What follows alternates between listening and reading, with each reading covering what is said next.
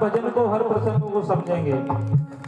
मीरा की, ध्रुव की, प्रहलाद की, सबकी बनी। कैसे बनी? ये हरि गुण गाए थे, सत्संग करने से, भगवान के भजन करने से। मीरा ने एक मिनट भी कहीं बैठ करके कोई माला नहीं घुमाई, कहीं प्रमाण नहीं है कथा का।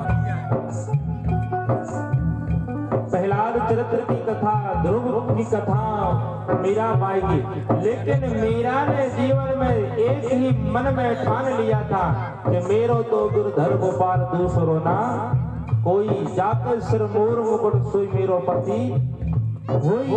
उसको पति बना लो, पिता बना लो, भाई बना लो, सखा बना लो, मित्र बना लो, अरे अपने घर का बेटा बना लो, फिर भी बनने को तैयार, लेकिन उससे जुड़े रहो, उससे कनेक्शन जोड़ लो बस। भगवानी नहीं कि भगवानी बना करके पूजो। आखिरी पंक्ति यही आती है कि सब जागो, इस संसार में सब सो रहे हैं। जाग कबीरा सोवन हारो, जाग कबीरा सोवन हारो, जाग कबीरा सोवन हारो, जाग कबीरा सोवन हारो। संत मचाए रहे शोर रे, तेरी बिगड़ी मचाए रहे शोर रे,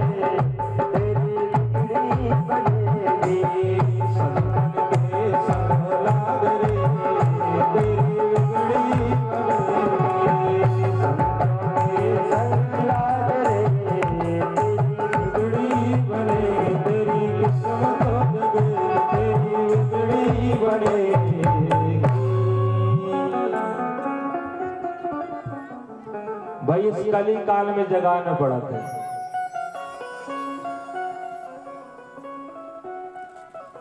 कोई लोग कथा सुनने को, कथा में भाग लेने को लालायित होते हैं, कम लोग कंजूसी करते हैं, मन तो उनका होता है लेकिन फिर भी कहते हैं वो हो जाए तो हो जाए। तो इस युग में तो खींच खींच कर करके बैठा होगा, नहीं बैठना होगा, कथा सुननी होगी, तो कोई दिक्कत नहीं है। ये भी धन कमाना है, ये भी जीवन की कथा सुनना है। अगर तुम्हारे बुलाने से 4 लोग इस पंडाल में सत्संग में जाकर कथा सुन लेते हैं तो तुमको धर्म की बड़ी उपलब्धि होती है। यहाँ का चढ़ाया हुआ धन दक्षिणा शायद कम तुम्हारे जीवन में लाभ दे पाए, लेकिन तुम्हारे बुलाने से, तुम्हारे कहने से 4 लोग सुनकर के कथा को, अपने घर को, जीवन को निर्वाह करते हैं, तो इससे बड़ा दान होता ही नहीं। इसलिए तो हम लोग भी कथा वाले जो करने वाले हैं चाहते हैं। अब इसमें तो संसार वाले भाई ये भी कहते हैं कि तुम्हारा महाराज बड़ा स्वार्थ, तुम्हारी तो पैसे आमदनी होती, तभी तुम लोग कहते हो तो कराओ कथा, कथा सुनो। 4 लोग बैठो, 10 लोग बैठो, 5 लोग बैठो, स्वार्थ तो है हमारा भाई, अर्थ के बिना तो सब व्यर्थ है। लेकिन इतना भी नहीं है कि भाई तुम्हारी ये कथा करने से हमारा जीवन पर्यंत हो जाए। लेकिन हमारा सबसे बड़ा स्वार्थ है कि ये संसार रूपी के 4 पहिए होते, एक छत के, सबका अलग अलग कार्य है। एक के बिना ब्राह्मण, वैश्य, शूद्र, क्षत्रिय अलग अलग कार्य सबके हैं। भाई क्षत्रिय धर्म की रक्षा करे, ब्राह्मणों को कहा कि तुम लोगों को पकड़ पकड़ करके भगवान से जोड़ो, तुम्हारे लिए कोई दिक्कत नहीं। तुमको स्वार्थी कहें लोग, कमाने वाले कहने तो अपना काम, संसार वाले कर रहे, तुम अपना तुम करो।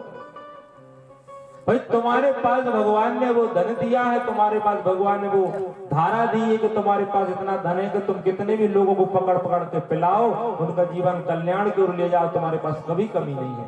इसलिए तो जबरदस्ती कहते कि नहीं तुम भी बैठो, तुम भी सुनो, कथा सुनो। इस युग का प्रभाव है।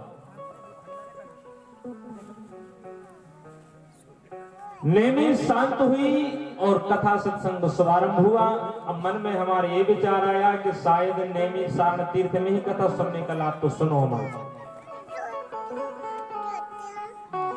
नेमी सारण सिर्फ और सिर्फ उत्तर प्रदेश में नहीं, अपितु जहां भगवान की कथा होती है, तुम्हारे घर में हो, इस दरबार में हो रही हो, यहां से चल करके कहीं और हो, जहां पर भगवान की कथा होती वही नेमी सारण तीर्थ हो जाता है। कैसे हो जाता है?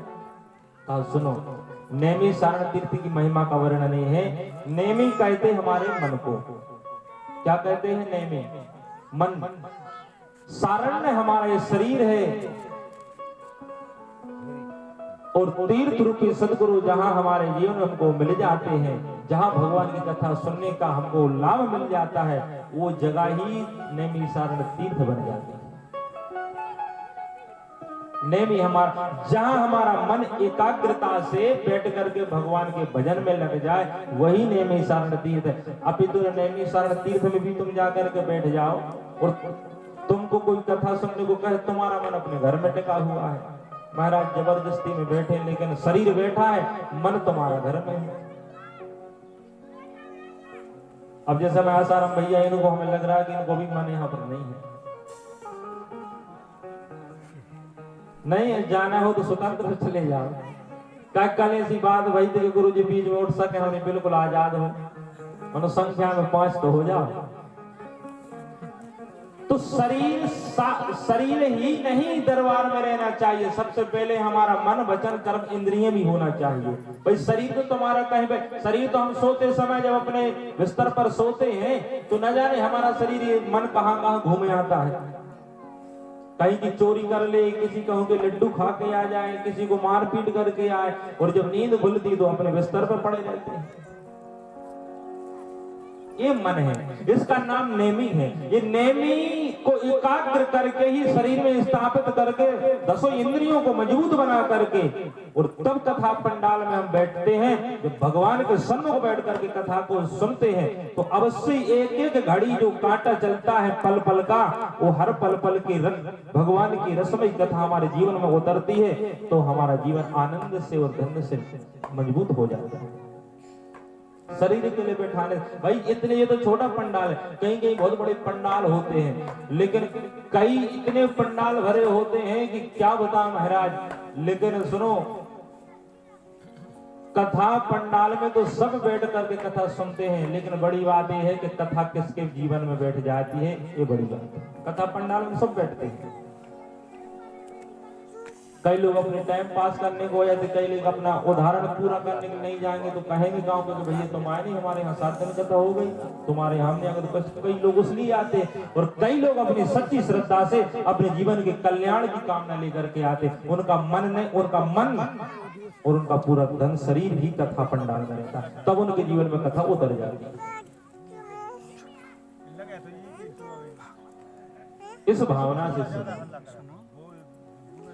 तो जहां पर नेमी सारण तीर्थ, जहां भगवान की कथा होती, क्यों कहा है गंगा यमन गोदावरी उमात सरस्वती संग, और सकल तीर्थ तहाँ बसत हैं, जहां हरि कथा प्रसंग, जहां हरि कथा प्रसंग। संसार की जितनी सरिताएं हैं, गंगा, त्रिवेणी, सरस्वती, कुरुक्षेत्र में बहने वाली सरस्वती, वो सारी की सारी सरिताएं आकर के भगवान की कथा के पंडाल में आसन ग्रहण करके जीवों को धन्य करने के लिए महाराज आसन लगा करके रहते हैं। कहीं भटकने की जरूरत नहीं है, क्योंकि तीनों त्रिवेणी ही भगवान के चरण से उनका उद्गम हुआ है। ऐसे भगवान की कथा में हम बैठे हैं, ऐसे सत्संग सागर में हम बैठे हैं कि जहां से संसार की सृष्टि के रचयिता ही सिर्फ वही है। क्या बात है। अब चढ़ो रहते, एक रोज को आग वही में हाथ लगा दे जो, और क्या चढ़े चढ़ाए, और हम कहते हैं कि चढ़े हैं रोज। बोल वृंदावन बिहारी लाल की।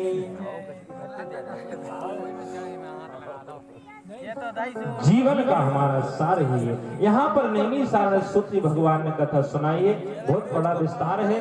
अब आगे बढ़ते हैं, क्योंकि आज दूसरा दिन है, कथा के नियम से हमको चलना होगा। इसके बाद कथा का है ऐसा भाव है कि महाराज इस संसार में कथा सुनने की